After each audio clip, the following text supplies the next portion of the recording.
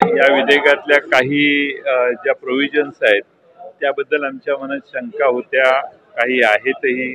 मुख्यमंत्र्यांनी त्यांची विधेयक आणण्याची भूमिका समजावून सांगताना बँड संस्थांच्या व्यतिरिक्त दुसऱ्या कुठल्याही संघटनेला यामध्ये व्यक्तीला अटक करण्याचा प्रश्न उद्भवत नाही आणि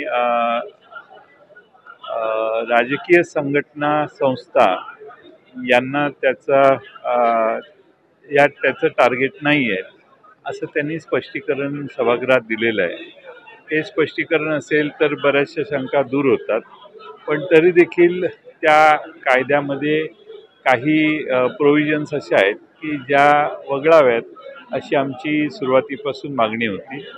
आता बहुमताने या कायदा आता मंजूर झालेला आहे आणि त्यामुळं आता बघू काय होतं। याचा अर्थ काही संघटनांवरती किंवा काही संस्थांवरती एक प्रकारे कंट्रोल ठेवणंच असा याचा अर्थ करायचा नाही। आता महाराष्ट्रात काही संघटनांना बॅन केलेलं नाही आहे। पूर्वी सिमीवर बॅन आणलेला होता, त्या व्यतिरिक्त काही बॅन आणलेलं नाही। पण या कायद्यामुळे आता काही राजकीय संघटन जर एक्स्ट्रीम नक्षल ॲक्टिव्हिटीमध्ये सहभागी असेल तर सरकार त्या बॅन करू शकेल आणि बॅन केलेल्या संघटनांची संघटना आणि संघटनेचे सदस्य यांच्यावर अशा प्रकारची ते कार्यवाही करू शकते। याचा फटका प्रामुख्यानं डाव्या संघटनांना बसेल असं वाटतं। मुख्यमंत्र्यांनी जाहीरपणाने सांगितलंय की डावे पक्ष, डाव्या संघटना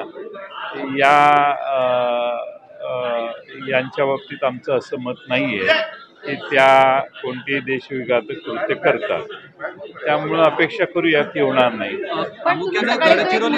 गडचिरोलीमध्ये जी इंडस्ट्री सकाळी माध्यमांशी बोलताना तुम्ही असं म्हटलेलं होतं की यामध्ये फक्त डाव्या विचारसरणीच्या संघटनांचा समावेश आहे। आम्ही सरकारला प्रश्न विचारणार की उजव्या विचारसरणीच्या ज्या संघटना आहे मग त्यांच्या बाबतीत काय नक्की या कायद्यामध्ये तरतूद करणार किंवा त्यांच्यावरती काही कारवाई? त्या कमिटीचा सदस्य असल्यामुळं मला बोलण्याची परवानगी नव्हती, त्यामुळं मी असेल, जितेंद्र आव्हाड असतील, भास्करराव जाधव असतील, नाना पटोले असतील, त्या बिलाच्या मेरिटवर बोलण्याची आम्हाला परवानगी नव्हती। त्यामुळं आपण म्हणताय ते काही मुद्दे मांडू शकलो नाही। गडचिरोलीमध्ये ज्या पद्धतीनं औद्योगिक क्षेत्र कारण सिलेक्ट कमिटीमध्ये आम्ही सदस्य होतो। गडचिरोलीमध्ये ज्या पद्धतीनं औद्योगिक क्षेत्र वाढतंय तिथे कुठच्याही प्रकारची बाधा येऊ नये म्हणून हे विधेयक आणले किंवा ते डोळ्यासमोर ठेवून हे विधेयक आणले। गडचिरोलीमध्ये आता मायनिंगची ॲक्टिव्हिटी फार मोठ्या प्रमाणात वाढल्या। हा शक्तिपीठ मार्ग जो आहे तोही बहुतेक मायनिंग झालेलं ओर जे आहे ते बाहेर काढण्याचा प्रमुख उद्देश असावा अशी एक माझी शंका आहे। पण गडचिरोलीमध्ये मायनिंग वाढल्यामुळे तिथली प्रगती होईल हेही तेवढंच खरं आहे। तिथल्या ज्या नक्षल ॲक्टिव्हिटीज आहेत त्याला तर आपले पोलीस डायरेक्ट उत्तर देत आहेत, त्यामुळे तिथं पण हे शहरी नक्षलवाद जो आहे त्यासाठी या बिलाचा जास्त उपयोग होईल असं दिसतंय।